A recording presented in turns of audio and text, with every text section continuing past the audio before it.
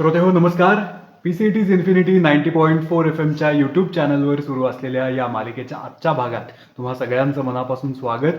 आणि आजही आपल्याबरोबर आहेत ज्येष्ठ खगोल अभ्यासक सौ लीना दामलेताई. ताई नमस्कार.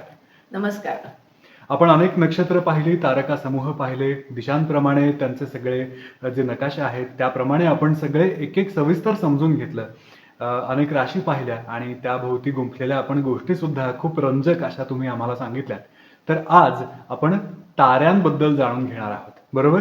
बरोबर, एकदम बरोबर. ताऱ्यांच्या बद्दल आणि ताऱ्यांचे प्रकार यांच्याबद्दल आपण जाणून घेणार आहोत. अच्छा. कारण बऱ्याच लोकांना माहित असतं की आकाशात तारे दिसतात, पण त्यांच्यातही काही वेगवेगळे प्रकार असतात हे बऱ्याच जणांना माहित नसतं. तर आपण आज ताऱ्यांच्या प्रकार आणि त्यांचे वेगवेगळे प्रकार कशावरून पडतात ते आपण समजून घेऊया जरा. तर आकाशात दिसणारे तारे म्हणजे नुसते चमचमणारे बारीक बारीक बिंदू किंवा असं आपल्याला वाटत असतं.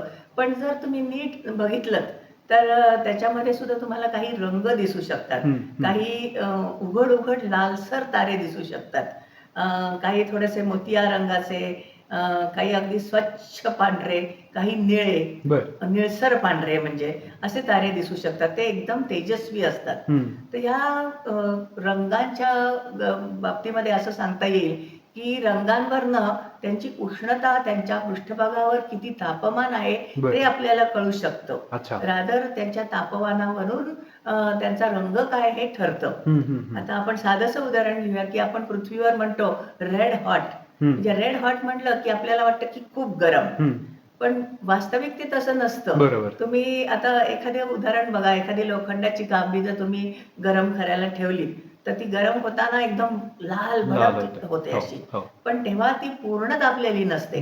ती हळूहळू आपण जशी जशी जास्त जास्त तापवत जातो तसा त्याचा रंग बदलत जातो आणि मग त्याचा हळूहळू केशरी, नारंगी, पिवळा असं करत करत पांढरा, एकदम निळसर पांढरा होतो. आणि त्यावेळेला त्यांनी त्याचं मॅक्सिमम टेम्परेचर गाठलं असं म्हणू शकतो आपण. म्हणजे याचा अर्थ काय की निळसर पांढरा रंग हे जास्त उष्ण आहे, तर लाल रंग हा कमी उष्ण आहे. कसे गंमत आहे पहा. म्हणजे आपल्याला डोळ्यासमोर निळा म्हणजे अगदी थंड शांत असा रंग वाटतो, तर लाल हा असा एकदम भडक उष्ण रंग वाटत असतो. पण प्रत्यक्षात तसं नसतं. तर ताऱ्यांमध्ये सुद्धा त्यांच्या तापमानावरनं त्यांचे रंग आणि त्यांचं वय हे सुद्धा आपल्याला कळू शकतं.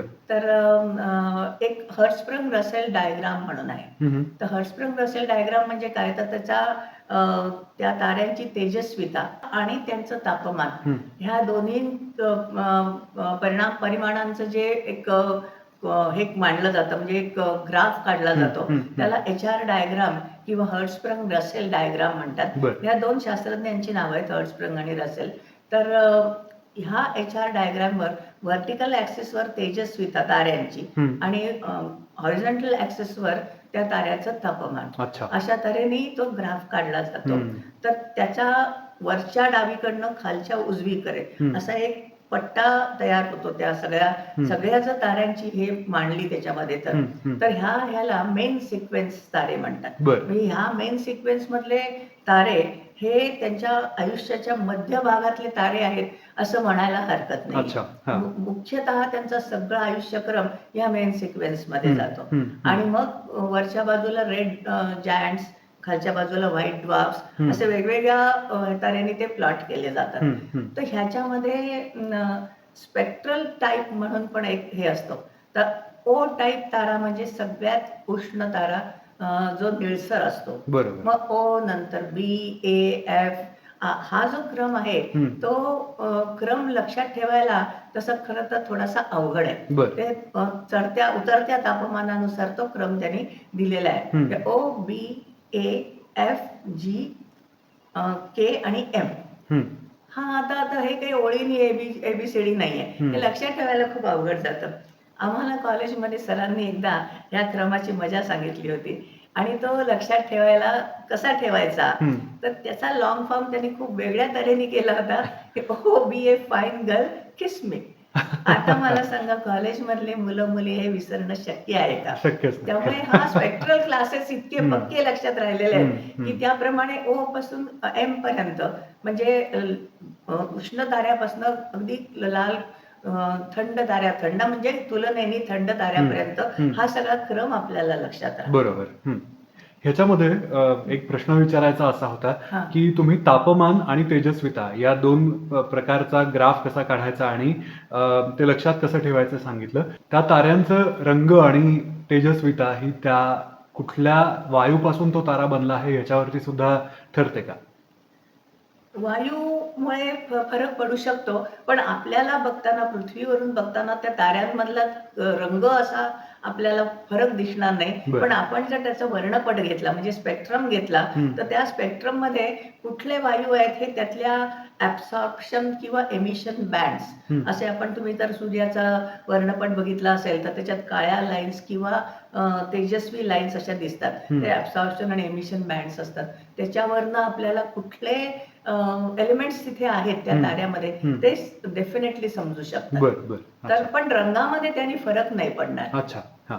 ताऱ्यांच्या मधले जे मुख्य जे तारे असतात म्हणजे मेन सिक्वेन्स तारे ज्याला आपण म्हणतो, त्याचा पूर्ण बराचसा आयुष्यक्रम त्या ताऱ्यांचा त्या मेन सिक्वेन्स मधले जातो. आपला सूर्य ही एक यंग तारा आहे, त्याचा रंग पिवळसर आहे. तर म्हणजे तो जी क्लास मधला आहे, त्या स्पेक्ट्रल क्लास मधला. तर हे मेन सिक्वेन्स तारे जवळ-जवळ 90% तारे या मेन सिक्वेन्स मध्ये असतात. उरलेले जे असतात त्यातला दुसरा प्रकार असतो एक म्हणजे रेड जायंट तारा.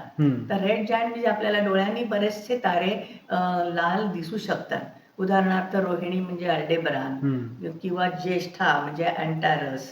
असे हे बरेचसे तारे आपल्याला डोळ्यांनी समजतात. आता बेटलगियोस म्हणजे मृग नक्षत्रातला काक्षी तारा.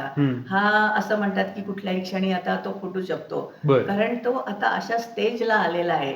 तो रेड जायंट स्टेजमध्ये आहे. म्हणजेच तो आता त्याच्या आयुष्यक्रमाच्या शेवटच्या टप्प्यावर पोहोचलेला आहे. अच्छा. म्हणजे आणि हे तारे पूर्ण तेजस्वी असल्याकडून हळू कमी तेजस्वी होत जातात का? नाही. अच्छा. ॲक्चुअली असं प्रक्रिया नसते ती. एकतर काय होतं, की ताऱ्याचा जन्मापासून आपण जर बघितलं, तर जेव्हा त्या ताऱ्यामध्ये म्हणजे एखाद्या नेब्युलापासून एक तारा निर्माण होतो. म्हणजे त्याच्या सेंट्रल पार्टमध्ये असा गोळा तयार होतो. त्यातल्या ग्रॅव्हिटेशनल प्रेशरमुळे हळू ते घन होत जातो आणि तो इतक्या स्थितीला पोहोचतो, की ज्या वेळेला तिथे उष्णता निर्माण होऊन न्यूक्लिअर रिॲक्शन चालू होऊ शकते. इतकी उष्णता तिथे निर्माण होऊन ह्या स्टेजला जेव्हा तारा येतो, तेव्हा न्यूक्लिअर रिॲक्शन सुरू होऊन मग त्याच्यातनं म्हणजे फ्युजन रिॲक्शनने हायड्रोजनचं हेलियम निर्माण होतं आणि त्यातनं एनर्जी बाहेर पडते आणि म्हणजे प्रकाशही बाहेर पडतो, उष्णता बाहेर पडते आणि यावेळेला आपण म्हणू शकतो, की ताऱ्याचा जन्म झाला म्हणून. आणि मग असं त्याच्यातलं जे फ्युएल म्हणजे हायड्रोजन ते इंधन संपेपर्यंत तारा जळत राहतो. त्याचा आयुष्यभर असा एक बॅलन्स साधलेला असतो. म्हणजे हे जे न्यूक्लिअर रिॲक्शन ती आतून बाहेर प्रेशर टाकत असते आणि बाहेरचं ग्रॅव्हिटेशनल प्रेशर आत पडत असतं आणि ह्या बॅलन्स साधत तो तारा आयुष्यभर प्रकाशत असतो. मग हळूहळू जेव्हा मग हे इंधन संपायला येतं, तेव्हा मग आतलं प्रेशर कमी होतं आणि मग तो ताऱ्याचा ते कोर तयार होतो म्हणजे तो कोलॅप्स होतो. आणि बाहेरचं आवरण बाहेर फेकलं जातं. अच्छा. खूप दूरवरपर्यंत फेकलं जातं आणि ते बाहेरचं जे आवरण असतं ते लांब गेल्यामुळे, कोअरपासून लांब गेल्यामुळे त्याचं उष्णता त्यातली तापमान कमी होतं आणि म्हणून तो लाल दिसायला लागतो. आणि मग त्या स्टेजला रेड जायंट स्टेज म्हणतात. पण ती स्टेज अशी असते की आता तारा मृत्यूपंथाला लागलेला आहे. मधलं कोअर वेगळा झालेला आहे. ताऱ्याचा वरचा बाहेरचा सरफेस लांब फेकला गेलेला आहे. तरी अजून तो तारा स्वरूपातच आहे. रेड जायंट स्थितीमध्ये आहे आणि मग कुठल्याही क्षणी तो सुपरनोव्हा होऊन फुटू शकतो की संपलं, ते ताऱ्याचं आयुष्य संपलं. मग आता तुम्ही सांगितलात तो मृग नक्षत्रामधला जो तारा आहे जो रेड जायंट स्थितीमध्ये सध्या आहे, तर तो समजा फुटला तर मग आपल्याला किती वेळात ते कळू शकेल? आता तो आपल्यापासून जेवढ्या अंतरावर आहे तेवढी वर्ष आपल्याला ते कळायला लागणार आहे. बेसिकली तो आता फुटला जरी असेल तरी आपल्याला कळायला तेवढी वर्ष लागणार आहे. त्याच्यामुळे आपल्या जर नशिबात असेल तर आपण आपल्या या आयुष्यामध्ये तो तारा फुटलेला बघू शकणार आहे. ओके. आणि समजा जर आपलं नशीब खरंच जोरदार असेल तर दिवसात 2 सूर्य दिसतील एवढा तो तारा ब्राईट होऊ शकतो. बरं, बरं. म्हणजे 1054 मध्ये जेव्हा एक तारा फुटला होता तेव्हा चायनीज ॲस्ट्रोनॉमर्सनी याची नोंद करून ठेवलेली आहे आणि त्याचे जे रेमनंट्स राहिले तो म्हणजे क्रॅब नेबुला आहे. अच्छा. हा, तर ते तेव्हा फुटलेला तो सुपरनोव्हा आहे आणि तो नोंदवलेला आहे. बघितलं मी निरीक्षण केलेलं नोंदवलेलं आहे. पण ते चायनीज ॲस्ट्रोनॉमर्सने त्या काळात नोंदवून ठेवलेलं आहे. अच्छा. तर असं आपण आपलं जर नशीब असेल तर आपल्याला बेटलगेज तारा फुटलेला दिसूही शकेल. नक्कीच. हा झाला रेड जायंट प्रकारचे तारे. नंतर व्हाईट ड्वार्फ. बर. आता मी जसं सांगितलं की त्याचं कोर राहतं आतमध्ये आणि जेव्हा सुपरनोव्हा ब्लास्ट होतो तेव्हा ते बाहेरचा सगळा जो सरफेस लाल झालेला असतो ते सगळं आकाशात उधळलं जातं. संबंध अवकाशच ते विरून जातं नंतर. तर मध्ये राहतो तो कोर. तर आता आतमध्ये जो राहिलेला जो कोर आहे त्याची म्हणजे वस्तुमान किती आहे ह्याच्यावर त्याचं नंतरचे काय स्टेज असणार आहे ते अवलंबून असतं. म्हणजे त्याला सुद्धा एक लिमिट आहे. अमुक इतक्या लिमिट पर्यंत म्हणजे सोलर मास सूर्याचं वस्तुमान हे एक युनिट धरून अमुक इतके सोलर मासेस जर त्याचं वस्तुमान असेल तर त्याचा व्हाईट ड्वार्फ होतो. त्याच्या पलीकडे जर गेलं तर त्याचा न्यूट्रॉन स्टार होतो. आणि त्याही पलीकडे म्हणजे 8-10 सोलर मासेसच्या पलीकडे जर ते कोर असेल तर त्याचा मग म्हणजे खूप मोठ्या प्रमाणामध्ये जर आतलं कोर असेल तर त्याचं मग ब्लॅक होल होतं. हो, बर. कारण म्हणजे तो रूप बदलतो थोडक्यात रूप बदलत नाही. ओरिजिनल मास जे असतं, ओरिजिनल जो तारा पहिल्यांदाच जो असतो तो सुद्धा म्हणजे कमी जास्त प्रमाणात असतात. म्हणजे ताऱ्यांची निर्मिती होतानाच ते कधी छोटे असतात कधी प्रचंड मोठे असतात. आता आपण आता बऱ्याचशा फिल्म्स किंवा आपण अशा रील्स बघतो. आपला सूर्य एखाद्या वाटाण्या एवढ्या दिसेल एवढे मोठे मोठे तारे म्हणजे त्याच्या पुढे जवळजवळ स्वाती चित्रा हे जे तारे आहेत ते एवढे कलिंगडा एवढे दिसतील. सूर्य एवढा तर स्वाती चित्रा एवढे, त्याही पलीकडे मोठे त्याही पलीकडे मोठे, ह्याला काही गणती नाही. म्हणजे असे किती मोठे तारे आकाशात आहेत अवकाशात आहेत ह्याची आपल्याला खरंच काही कल्पना नाहीये. पण प्रचंड मोठ्या प्रमाणात आतमध्ये वस्तुमान असू शकतं. त्यामुळेच आपला सूर्य हा अगदी नगण्य असा तारा आहे असं म्हणावं लागतं. हा मधल्या कोअरचं जे वस्तुमान मी आता सांगत होते ते जर 1.44 सोलर मास ह्याच्या खाली असेल तर त्याचा व्हाईट ड्वार्फ होऊ शकतो. त्या लिमिट पर्यंत त्याचा व्हाईट ड्वार्फ होतो. व्हाईट ड्वार्फ म्हणजे एक अतिशय मंद असा तारा असतो ज्याच्यामध्ये नव्याने प्रकाशाची निर्मिती उष्णतेची निर्मिती होत नाही. तो मंद तेजाने अनंत काळपर्यंत प्रकाशात राहतो आणि शेवटी कुठेतरी अवकाशामध्ये विरून जातो. म्हणजे नाहीसा होतो. तो अनंत काळपर्यंत फिरतच राहतो.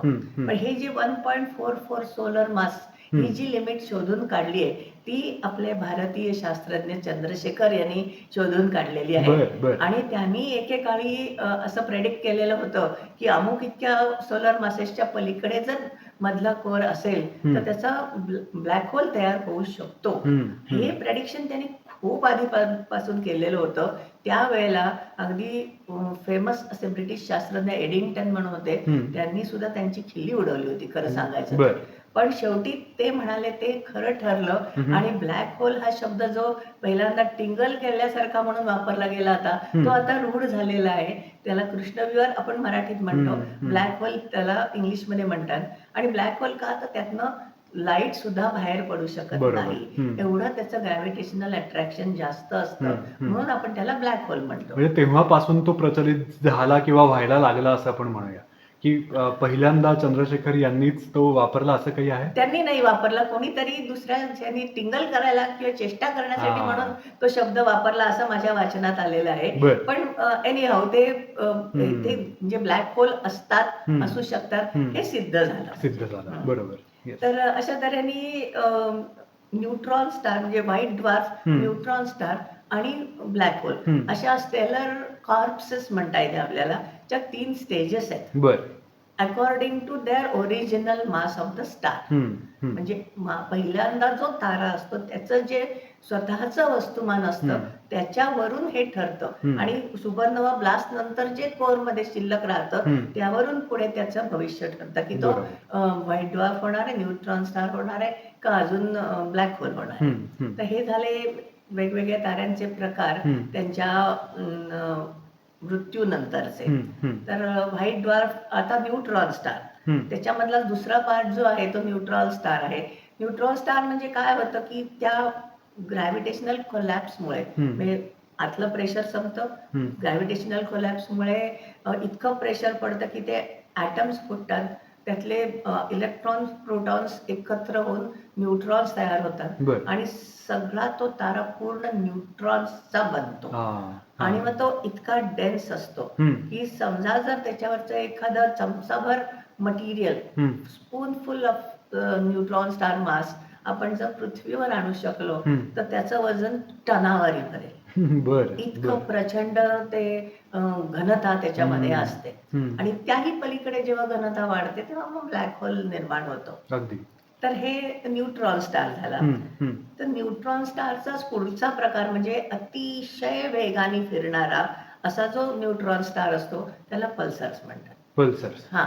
तर त्या पल्सर्स वरनं बऱ्याच वेळेला दोन बाजूनी लाईट जेट्स फेकले जातात. जसं आपण समुद्रावर जो आपण लाईट हाऊस बघतो ज्याच्यावरनं असं लाईट फेकला जातो तसे लाईट त्याच्या दोन्ही ध्रुवाच्या कडनं बाहेर फेकले जातात आणि आपली पृथ्वी जर त्या रेषेमध्ये आली तर आपल्याला ते दिसू शकतात. मॅग्नेटार नावाचा एक ताऱ्यांचा प्रकार आहे. खरं तर सगळेच न्यूट्रॉन स्टार हे मॅग्नेटार असतात म्हणजे चुंबकीय क्षेत्र त्याच्यावर तीव्र असतं. पण मॅग्नेटारमध्ये त्या ओरिजिनल जे न्यूट्रॉन तारे असतात त्याच्यातल्या चुंबकीय क्षेत्राच्या हजारो पट जास्त चुंबकीय क्षेत्र तीव्र असतं, त्यांना मॅग्नेटार असं म्हणतात. मॅग्नेटार मधलं चुंबकीय क्षेत्र किती तीव्र असू शकतं ह्याचं एक जर आपलं घरगुती उदाहरण बघायचं असेल तर आपल्या घरातला जो रेफ्रिजरेटर असतो त्यातलं जे चुंबकीय क्षेत्र असतं त्याचं जी तीव्रता असते त्याच्या 10 ट्रिलियन पट तीव्र असं ते चुंबकीय क्षेत्र मॅग्नेटार या ताऱ्यामध्ये असू शकतं. तर अशा तऱ्हेने हे वेगवेगळे ताऱ्यांचे प्रकार झाले. रेड ड्वार्फ नावाचे सुद्धा म्हणजे लाल बटू नावाचे किंवा या प्रकारात मोडणारे तारे असतात. त्याच्यातली उष्णता थोडी कमी असते पण त्यांची संख्या खूप प्रचंड प्रमाणात आहे. जवळजवळ ताऱ्या सगळ्या आकाशातल्या ताऱ्यांमधले 75% रेड ड्वार्फ्स असतात. पण त्यांची तेजस्विता खूपच कमी असल्यामुळे ते आपल्या जवळ असून सुद्धा आपल्याला फारसे व्हिजिबल नसतात. त्यातलं काय होतं की त्याच्या कोअरमध्ये जे न्यूक्लिअर रिॲक्शन चालू असते म्हणजे हायड्रोजन पासून हेलियम तयार होऊन जी ऊर्जा निर्माण होते ती आतून अंतरंगातून बाहेर पृष्ठभागावर येते आणि परत ती आतमध्ये जाते. हे चक्र चालू राहत असल्यामुळे तो सतत जळत राहतो पण कमीच त्याची हे असल्यामुळे टेम्परेचर कमी असल्यामुळे आपल्याला तो थंड प्रकारचा असा एक मंद जळणारा तारा असतो त्यामुळे तो आपल्याला दिसत नाही. खरं तर त्यांची संख्या खूप जास्त आहे. 75% एवढी त्यांची संख्या आहे रेड ड्वार्फची म्हणजे लाल बटू ताऱ्यांची.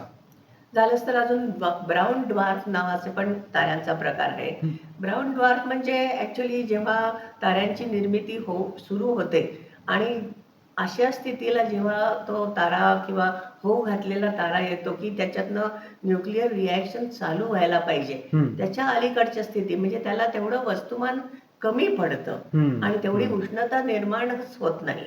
त्यामुळे तो अशा मधल्या स्थितीत असतो की धड नाही ग्रह धड नाही तारा, कारण त्याच्यातलं तेवढं वस्तुमान कमी पडल्यामुळे उष्णता निर्माण होऊ न शकल्यामुळे तो तारा होत नाही आणि ग्रहाच्यासाठी मात्र तो खूप प्रचंड आहे.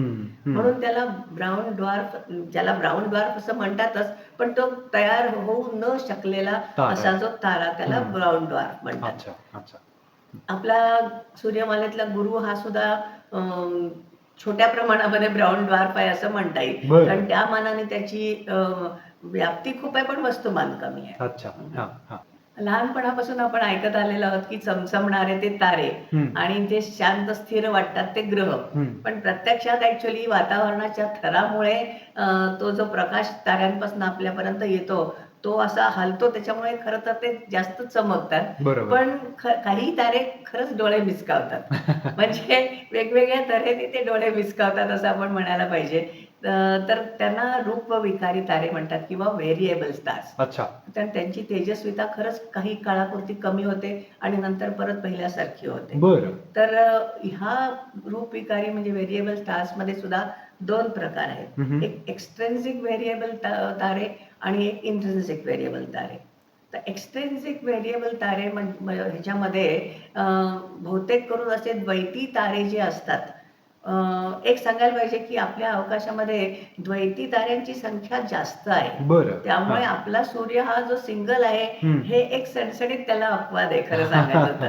कारण अच्छा. बरेचसे तारे द्वैती किंवा काही-काही तर तिहेरी, काही 6 ताऱ्यांचे मिळून बनलेले बरं. असे ताऱ्यांचे प्रकार आहेत. हं, हं. तर आपला तारा हा सिंगल तारा आहे हं, सूर्य, हं. पण बरेचसे द्वैती तारे असतात. हे जे द्वैती तारे तुम्ही म्हणताय ते दिसताना आपल्याला एकच दिसतो. नाही, बरं. आपल्याला दिसताना कधीच साध्या डोळ्यांनी काय किंवा मोठ्या प्रचंड मोठ्या दुर्बिणींनी सुद्धा हां. क्वचितच ते रिझॉल्व्ह होताना हां, दिसते. हां. रिझॉल्व्ह होणे म्हणजे ते 2 वेगळ्यात हं, दिसणे. हं, तर हं. आपल्याला डोळ्यांनी तर कधीच दिसत नाही. बरोबर.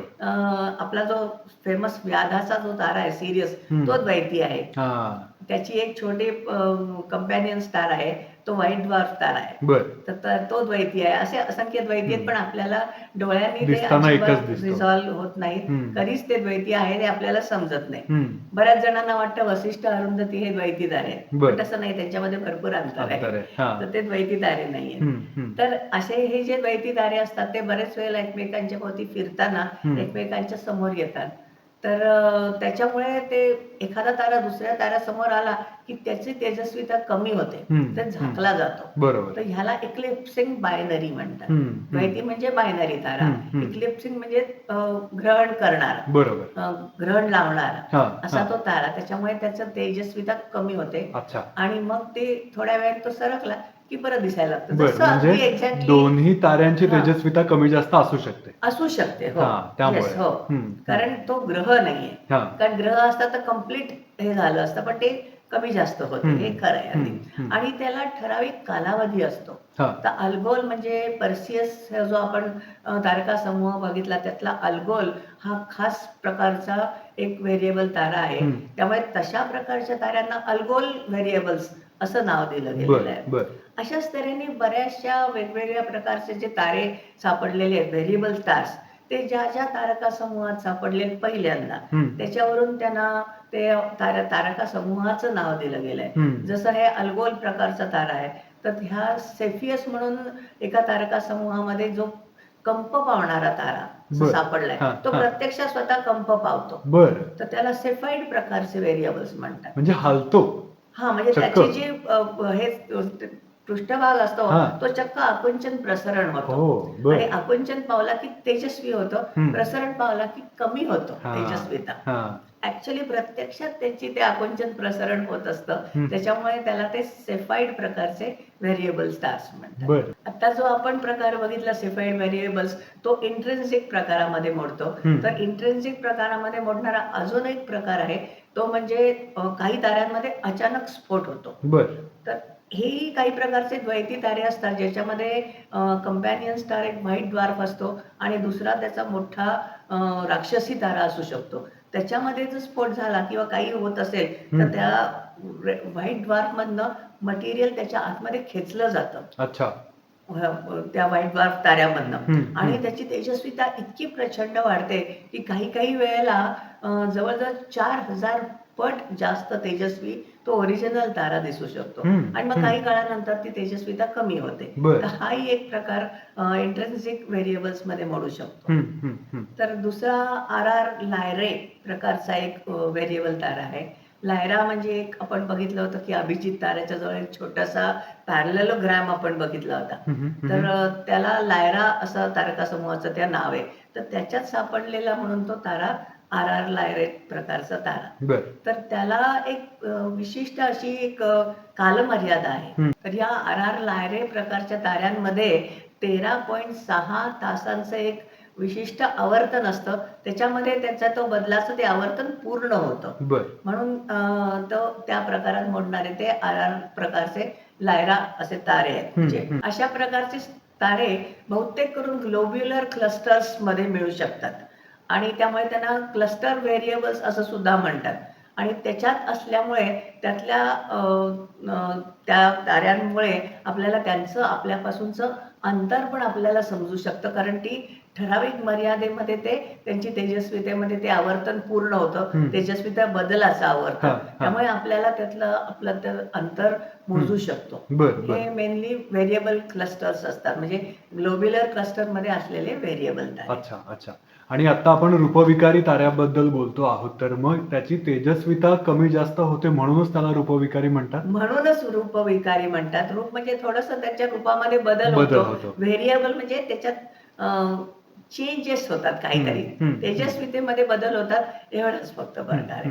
बाकी हे नाहीये त्याच्यामध्ये. मागे तारका समूहांची ओळख करून घेताना आपण कोरोना बोरियालिस नावाचा तारका समूह बघितला होता. तर आर कोरोने नावाचा एक तारा या तारका समूहामध्ये सापडलेला आहे आणि तो अगदी वैशिष्ट्यपूर्ण असा व्हेरिएबल तारा आहे. तर त्याच्यामध्ये होतं काय, की त्याच्यामध्ये हायड्रोजनचं प्रमाण कमी आणि कार्बनचं प्रमाण जास्त आहे. आणि ते ज्या वेळेला कार्बनचं प्रमाण खूप जास्त होतं तेव्हा तो तारा चक्क दिसेनासा होतो. त्यामुळे त्याला सूटी स्टार असंच नाव आहे. SOOTY. सूटी स्टार म्हणजे काजळी असलेला तारा. शेवटी कार्बन म्हणजे तरी काय काजळी. तर हा असा काजळी असलेला तारा दिसेनासाच होतो चक्क. मग शेवटी काही काळानंतर जेव्हा त्यातलं रेडिएशन प्रेशरमुळे जेव्हा बाहेर यायला लागतं आणि मग ती काजळी दूर होते, तेव्हा हळूहळू तो तारा आपल्याला दिसायला लागतो. तर अशा प्रकारे हा फारच गमतीदार असा सूटी स्टार आपल्याला कोरोना बोरियालिस या तारका समूहामध्ये बघायला मिळतो. त्याचं नाव आर कोरोने व्हेरिएबल स्टार आहे. अच्छा, येस. क्या बात आहे. आज ह्या सगळ्या ताऱ्यांचे प्रकार, रूपविकारी तारे याबद्दलची खूप चांगली माहिती आमच्या श्रोत्यांना आज मिळाली. आणि एवढ्या प्रकारचे तारे असतात, त्यांची आयुष्याप्रमाणे ते वेगवेगळे दिसतात आणि तुम्ही म्हणालात तसे द्वैती तारे असतात, हे आज पहिल्यांदाच कळलं. अनेक घटना खगोलीय ह्या सगळ्या अवकाशामध्ये घडत असतात, त्या जाणीवपूर्वक बघणं आणि आपल्यासारख्या तज्ज्ञांची वेळोवेळी मदत घेणं आणि ह्या अवकाशीय घटना जर प्रत्यक्ष डोळ्यांनी दिसत असतील तर तशा किंवा मग इक्विपमेंट्सचा वापर करून त्या बघणं आणि त्याचा आनंद घेणं, खरं तर हेच जास्त महत्त्वाचं आहे. त्याच्या खोलात जाऊन जरा अभ्यास करायची ज्यांना इच्छा असेल तर त्यांनी नक्कीच आपल्यासारख्या तज्ज्ञ मंडळींची मदत घ्यावी, त्यातलं शिक्षण पूर्ण करावं. सो श्रोते हो, अशाच काही वैशिष्ट्यपूर्ण माहितीसाठी, रोचक रंजक माहितीसाठी ऐकायला विसरू नका या मालिकेचा पुढचा भाग. तोपर्यंत सौ लीना दामले यांच्यासह मी विराज तुमचा सगळ्यांचा इथेच निरोप घेतो. नमस्कार.